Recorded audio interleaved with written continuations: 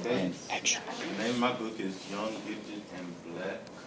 It has three authors: Teresa Perry, Claude Steele, and Asa Hilliard. First, some information about the authors. This is Teresa Perry.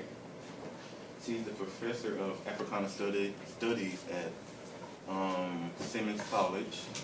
She's the associate director of the Simmons College Beacon Press, Race, Democracy, and Education Lecture and Publishing Series, and she received her doctorate from Harvard. This is Claude Steele.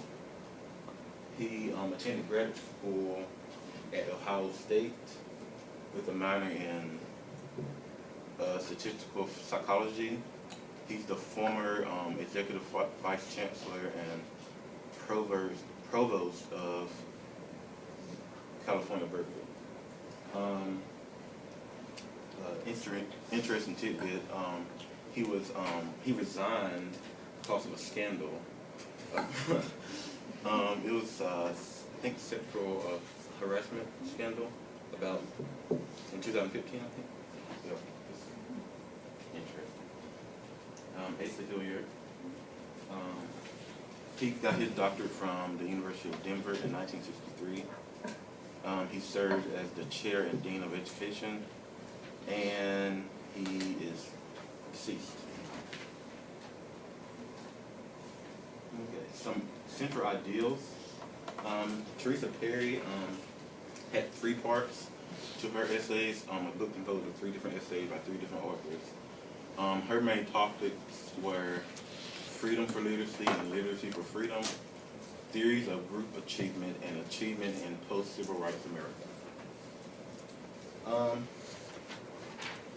She focuses on the historical African-American philosophy of education and evaluates two theories regarding minority achievement in order to develop her own theory for promoting achievement in African-American communities.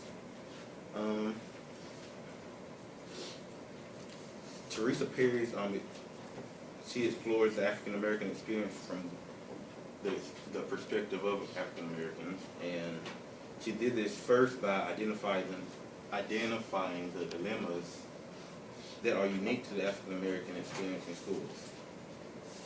In part one, she reviewed 9 narratives in which people ranging from Frederick Douglass to Maya Angelou, and it emphasizes the importance of education and literacy in the lives of these 9 people.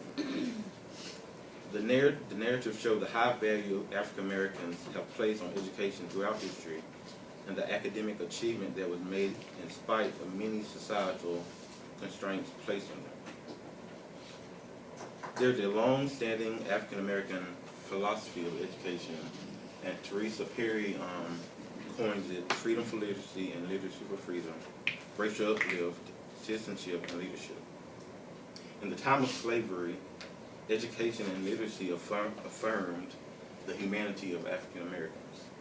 For example, Frederick Douglass's master ordered his wife not to teach Douglass to read, and according to Mr. Auld, education would spoil him and make him unfit to be a slave, make him discontent, unhappy, and unmanageable. This made Mr. Douglass desperate to become literate, and he knew that this was his out to freedom.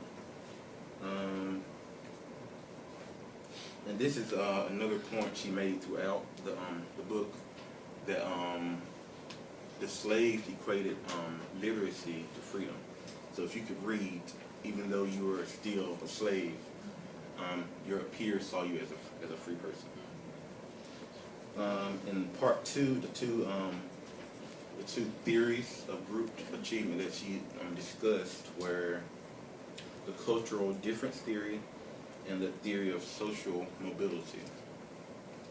In short, cultural difference theorists argue that the disproportionate school failure of African Americans and other racial minorities can be attributed at best to a mixed match and at worst to a conflict between a student's home culture and the culture of the school.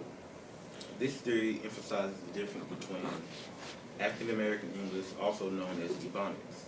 We kind of got a taste of that with the example video that we were showing. And standard edited English and the problem this dichotomy creates for African Americans in our society. Teachers often do not understand Ebonics, and as a result, black are seen as inferior and intellectually inferior. This creates a strong argument for the use of culturally responsive teaching practices in order to promote high achievement. That's by INTAS standard, kind of touched on that earlier. And the second theory, the social mobility model, suggests that domestic minorities are classified as either an immigrant minority or a caste-like minority. The immigrant minority, such as Asian Americans, believe that that racial barriers are temporary and that they can overcome them with hard work and educating themselves. Caste-like minorities, such as African Americans and Native Americans, they believe that racial barriers will always be there, and regardless of education or ability, they will never be able to get ahead. These two theories, despite their differences, explain the ideology of black intellectual and cultural inferiority, which hinders achievement. And in her last, the last section of her essay, she outlined the theory for achievement. And she said that the underlying theme is that schools must create a strong culture of achievement. And this culture must be able to counter the ideology of black intellectual incompetence. And schools must hold all students to the same high standards. It should also create an environment that positively affirms black students' identities as African Americans. That means that the culture of African Americans shouldn't be devalued just because it's different, and it shouldn't be seen as not useful. You should use it it's like the complete opposite. You should use it as a tool to connect with your students and increase the effectiveness of your education. Next, we talk about Paul Steele. His whole spiel was about the stereotype threat. This is basically the disadvantages associated with being black in American society. And most of those are seen as poverty and lack of social resources. However, it's assumed that the middle class blacks do not suffer a disadvantage due to their race, But despite this belief, middle class black students consistently underperform in all measures of performance. Steele and his colleagues have developed the theory of the stereotype threat, the threat of being viewed through the lens of a negative stereotype, or the fear of doing something that would inadvertently confirm that stereotype. And I can personally identify with this because when I was growing up, I was constantly told that don't be a statistic, don't be another one that you see on the news. And to this day, I still have it in the back of my mind, even though I haven't personally been stereotyped or I've never felt that before. But it's still in the back of my mind. I have to work harder than others just because I'm black and stuff like that. And the studies that they did found that students with strong academic skills and identity identify with those who are most affected by the stereotype threat. They try too hard to disprove the stereotype and put a lot of pressure on themselves to do better than others. And this, in turn, hinders their ability to efficiently and effectively perform in the classroom.